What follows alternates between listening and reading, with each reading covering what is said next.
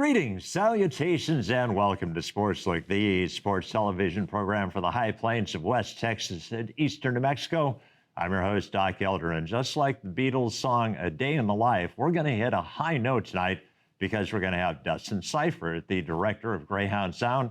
Not sure if he's musically inclined, but we're going to have Brandon Mizuraka, the head coach of Greyhound men's soccer. I'm going to finish up with a musically themed overtime, but as always, I'll start out with an Eastern recap.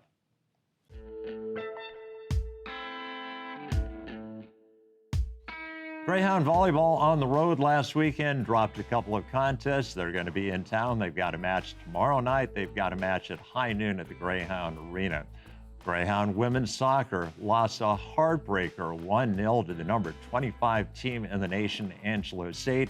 They are going to be in action high noon at Greyhound Stadium. Greyhound football, well, they ran into a really good squad at Kingsville. They lost that contest, but they're going to be playing their homecoming on Saturday night against Central Washington. That, of course, will be at Greyhound Stadium. And Greyhound cross country, running at the New Mexico Highlands Jam. They won the girls' championship, and Marta Pascoa was the individual champ. Well, that will wrap up an Eastern recap, so we'll clear the set and we'll bring in Dustin Seifert from the Greyhound Sound right now.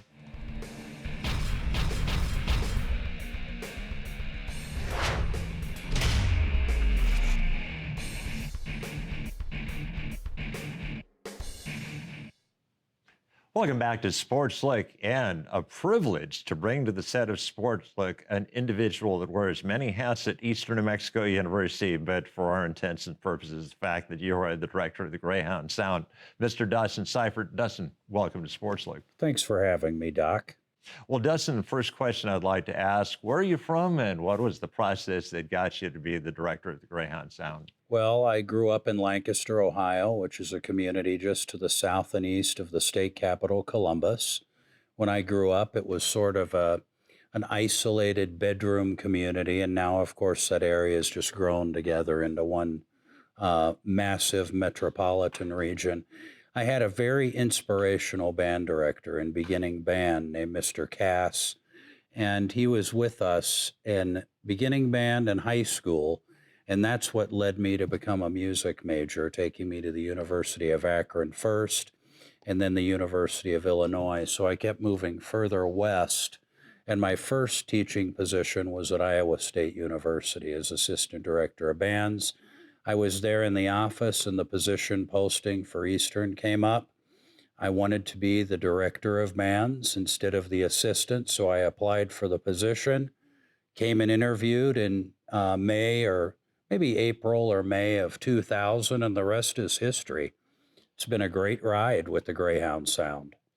I think I probably know the answer to this question, but I'm intrigued enough to ask it anyway. Did you ever get a chance to go to an Ohio State football game and see the band? Of course. So growing up, the Ohio State band was the soundtrack of my life. And I think it really bothered my father that I chose to go to the University of Akron, but I perceived at the time, I think correctly, that the School of Music at Akron and the academic side of the university was a better fit for me at the time. Some of my very best friends still to this day was a member of the trumpet section of the Ohio State Marching Band. I watch video of the band regularly.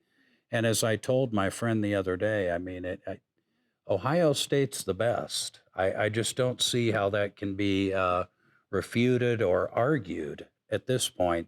Such great precision, and certainly the esprit de corps of the group and the strong family bond that the members shared with one another was an influence on me, even though I ultimately chose to go to a school in the northeast part of the state. And Dustin, I assume that most of our viewers will know this, but in case we have people that have never watched a Big Ten game originating from the Horseshoe in Columbus, there's a really cool tradition where the band spells out Ohio, and then you usually get a celebrity to dot the I. There can be a celebrity, and sometimes, I think most often, that celebrity is a senior sousaphone player. And the history of the sousaphone player dotting the I in Script, Ohio, It's a little vague to me, but I would assume that you get the most bang for the buck with the salute from a sousaphone player. So the audience is always amazed that a sousaphone player could be that agile. And then, of course, after the dotting of the I, the sousaphone player plays their part and the rest of the band sings until the entire band comes in at the end. So, yeah, that's a great tradition. As I say in Techniques of Marching Band, that is still the best example of a follow the leader drill. Absolutely. I was actually privileged. I went to Northwestern Right. and we played the Ohio State University in 1971. And they actually did have a celebrity. That day they had Ohio native John Glenn come Wow, out and look at dot the I. that. So just one of those Incredible. incredible And moments. one of our most famous directors of bands was there at Northwestern when you were a student, the legendary John Painter, director of NUM. Yep. I mean, the Northwestern University University Marching Marching Band Band. has the coolest acronym, right? NUM. I had completely forgotten that because it's Yes. been a long time since I went there. But so let's fast forward up to your association at Eastern. Sometimes you think you know what you're getting yourself into, and when you show up, that's exactly what happens to be the case. Sometimes it's like, okay, wasn't quite ready for this. So was your experience at Eastern one or the other, or a mixture of both? I think that there was, it took some time. There was a learning curve to get used to the culture in the region, coming from the upper Midwest to the Southwest. But after that, I mean, kids are kids, really, and they all want to sound, look, and play well. You know, no one wants to sound or look bad. So once we had the routine established and we had our system in place, things just really started to take off. We've always been very active in student recruitment, visiting public schools, holding on campus events to draw people in. We actually have a big one coming up next Tuesday, October 4th, the Green and Silver Classic Marching Band Festival at the stadium. This year will feature a record 15 high school bands from around the region, and even all the way from Santa Fe, we have a band coming. So after I began to understand the culture, things unfolded rather quickly. And we got the enrollment increase. There's sort of a critical mass in a marching band. I don't know what it is, 65 to 70. When you get to that number, the ceiling is very high. Now, of course, this is our second year coming out of the pandemic, and New Mexico students were not in band for a while, over a year in the public schools.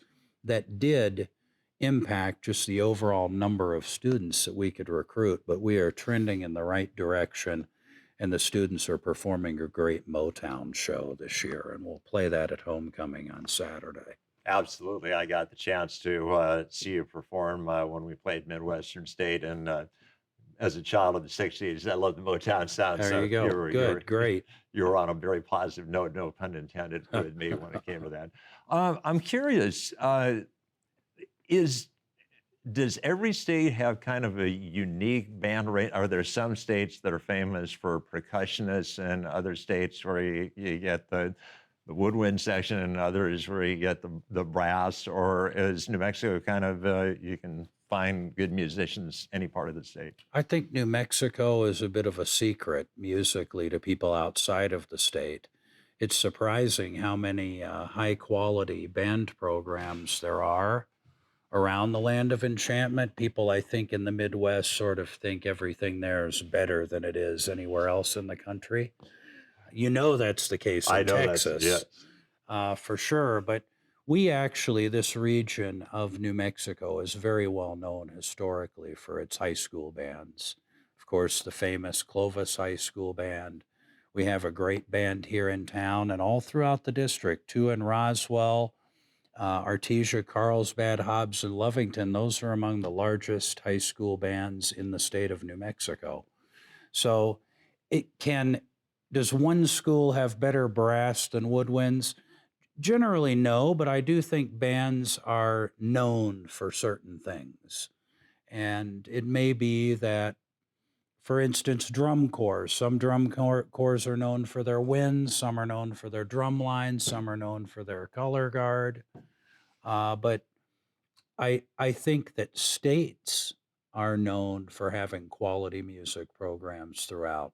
And I think New Mexico is one of those states. All of the guests that we bring in are very impressed with the students, their commitment, how nice they are. Um, there's a lot to be said for small town living that I think goes unnoticed. I couldn't agree more. So, Dustin, is there a tradition that you started something like, okay, this is something we're going to do and we're still doing it? Or do things change as kids change? Yes, we have numerous traditions that have started in the last 20 years or so. The first is a traditional pregame show. At each home game, we do a traditional Big Ten style pregame show with the entrance and a fanfare that's written for the band, a tribute to our armed forces, the alma mater, a great version of the national anthem that people like. Of course, the fight song is sung. Even last year, we added the singing of the fight song as we come down the field rather than playing to try to bring that element into what we're doing. Everything that happens before the game is a tradition that is very new, from the dog walk to our march through the tailgating area to the concert in front of the stadium. All of those are new traditions. One of the first things that I did when we achieved that critical mass was start spelling out ENMU on the field.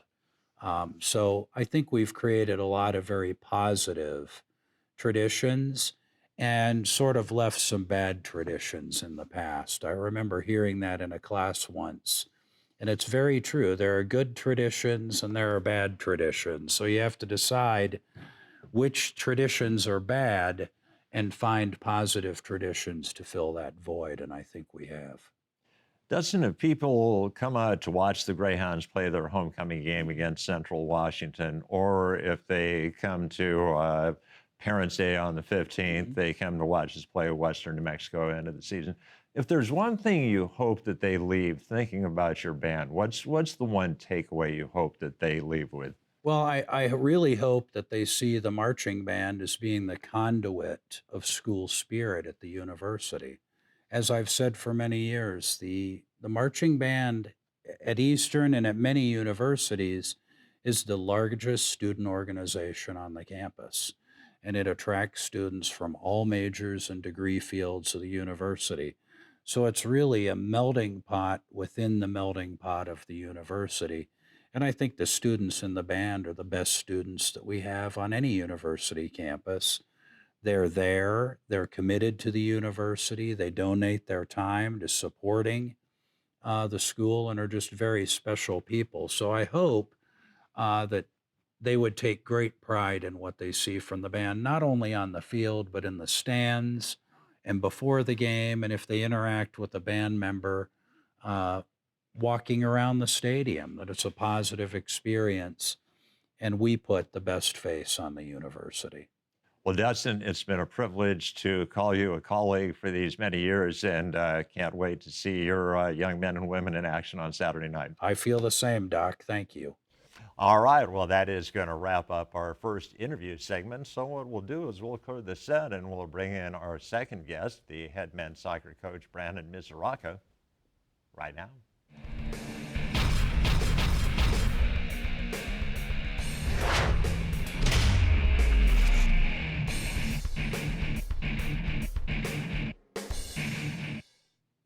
Welcome back to Sportslook, and we'd like to welcome back to the set of Sportslook a gentleman we had the pleasure of having on last spring, Brandon Mizuraka, the head coach of Greyhound men's soccer. And Coach, welcome back to Sportslook. Thank you for having me. Coach, it was funny. I remember distinctly I asked you a little bit about the process because you had just been hired. I mean, you were like on the job less than a week when we got you on, and you said you had a million things to do. Well, is it down to a manageable 100, or is it still up about 500,000 things you think you've got to do? I think that we've added a couple of things, but I think that at the same time, it's all a part of the process and growing and on a daily basis. It's it's good things now that the student athletes are finally on campus and we can get to work on a daily basis. So it's a little bit less stress in some regards, but then more stress on others. So it's good though. It's good. Obviously, priority number one was, unlike your counterpart, Eric Belcher, who's in his first year, but inherited a team, you had to recruit a team. And so, what was that process like? Yeah, it was really getting to know student athletes. What makes them tick, as far as what they want to do in their future, and then just getting to know their families and their baselines. So that process, I think that selling them on the school, that's an easy job in and of itself. I mean, with the amazing facilities that we have, but it was really getting to know them to make sure that the student athletes that we brought into this campus fit our mentality and what we want to achieve. Brandon, of course, if people were listening last year, and we hope that people are regular viewers, they would have found out that you were coming from Oklahoma Panhandle State University, where you had tremendous 13-3, if I remember correctly. Something like that. Were you able to bring any of those kids here? Yes, I brought a couple of student athletes from my last school, some very good leadership roles that were filled with them. So really excited about having them with us, and those are student athletes that have already seen what I like to do and how I like to do things. So they're able to be more the flag bearer and letting some of the other student athletes know really what it's like to play for Coach Mizuraka. In a perfect world, when you've been here for a few years and you can bring in the type of recruits you want, I would imagine you'd like to bring in a mixture of freshmen and maybe transfers. For a short fix, who are you really targeting to try and bring in? Yeah, I think that we started out this last year bringing in the best possible footballers and people that we could. I think that, to be fair, we have very, very good student athletes, from all phases, whether it's, good young men, good footballers, and, just, driven people. So I think that, in reality, recruiting's been really good, and it's not been, necessarily where, it's wait a couple of years and get better through the time. I think we've, I guess, proven that, you can do it pretty much quickly and straight away. But as we go forward, I think that our goal is in our 5-year project, which is to win a national championship. It's to be done with a group that's 50% New Mexican. Being the only ones in the state, I think that's a very big priority for us. And of course, we can't emphasize that enough, that out of all the public institutions in the state of New Mexico, you're the only one that has men's soccer. Exactly, exactly. So it's a really good blessing, but also one that we have to strive to take advantage of. I mean, to be the only one where student athletes can come in and get a very affordable education, we need to be committed to bringing in the proper New Mexicans and allowing them to taste the success and be able to see college soccer, not have to go travel 5-6 hours away.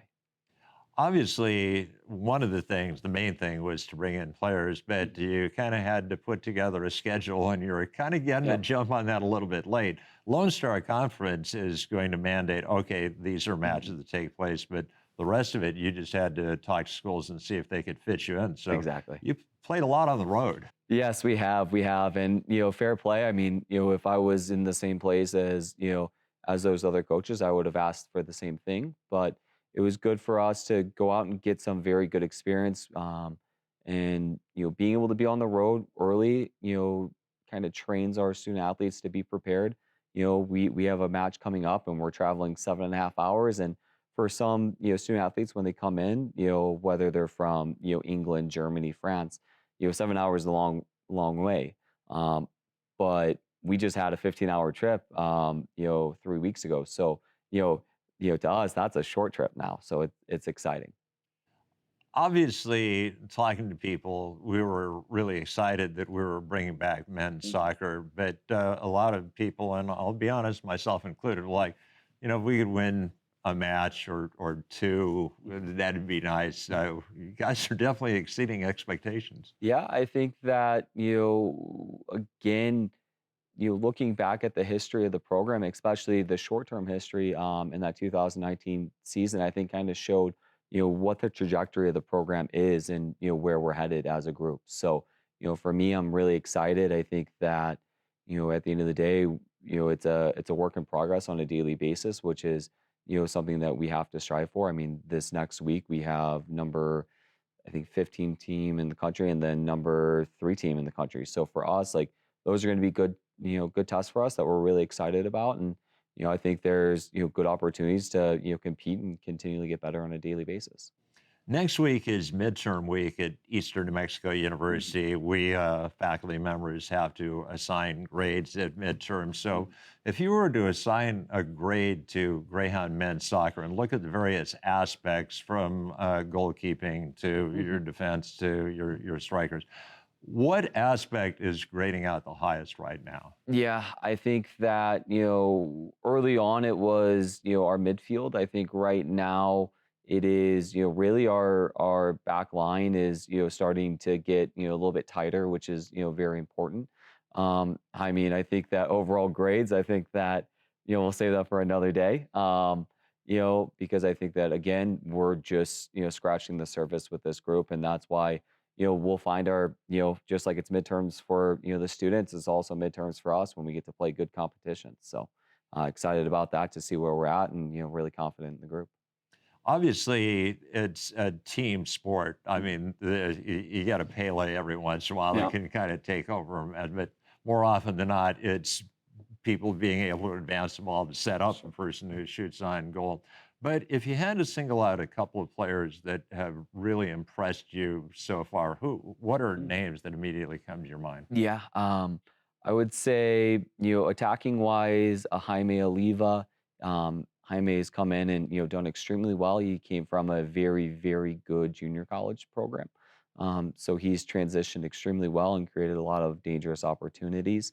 Alex, who was a former French U17 national team player, he's starting to make strides and we're really excited about him. As far as, a couple new faces that we were really excited about, I would say right back has been a really good, strong, competitive field for us. And then also goalkeeping. Our goalkeeping core is not just, the current number one, it's the entire four and they're all always battling. And I think that, for me, it makes my job harder, but something I'm really excited about. Sometimes your team leader is your best player. Mhm. Sometimes it's not. Sometimes it's somebody who may even be a sub that's Mhm. the person who's really the heart and soul of the team. So, who are your team leaders? Yeah, I would say Ludwig Scherer is one that definitely stands out. He was a team leader for me at my last university. He's come in and really taking a leading role. Now that said, I think that given the day, each one is able to carry the water and be able to be the team leader when it's needed. So that's something that for me, I don't necessarily believe in captains. I believe in just a leadership committee. So with that, like, there's the ones that are leading by example. There's the ones that are, a little bit more vocal. And sometimes you need a mixture of both. And then sometimes you just need the person that is willing to do the hard work and, just get it done. So Ludwig's one. And then I think there's, so many countless others that we could name to that list. So, Obviously, with Eastern New Mexico University, you were hired when Patrice Caldwell was the president. She is mhm. still the president, but she's on her way out. But what can you say about working for an individual like Patrice Yeah, Caldwell? I think that what she's done for the university and for the athletic department speaks for itself. And, I think that everything that we have as a university is, because of her and, because of, people like her. So really, thankful. And Paul Weir, obviously the person most responsible for bringing soccer or football, as the rest of the Yeah. world calls it, back to Eastern and for hiring you. And talk about your relationship with him. Yeah, I think that it's been a very good supportive, structure. I mean, I think in the first interview we talked about, he's the reason why I came here to Eastern in the first place. So for me, I think that, it's continually being supported on a daily basis and, we're really thankful for that. Well, Brandon, like we said, you had to just basically take what was available in terms of scheduling. But the good thing about Lone Star Conference, they have home and away. And so, Exactly. when's the first time that we're actually going to get to see your guys in person? Yeah, I believe that's the 5th of October against Midwestern, number 3 team in the country. So A Wednesday. excited. Yep, Wednesday game. And obviously, the best thing about going out and watching your footballers is you get to see the beautiful sport, the most popular sport in the world, but Exactly. it's free. Exactly. It's free as well. And, it's going to be entertaining, exciting, competitive. And I think that for non-football, fans, you'll find yourself kind of getting drawn into it. I mean, nonstop action for 90 minutes, hard tackles, big aerial duels, and, what's not to love about it. Well, Brandon, congratulations on the success you've had so far and can't wait to see your guys in person. Thank you. All right. Well, that is going to wrap up our second interview segment. So, what we'll do is we'll clear the set and I'll finish up with an overtime right now.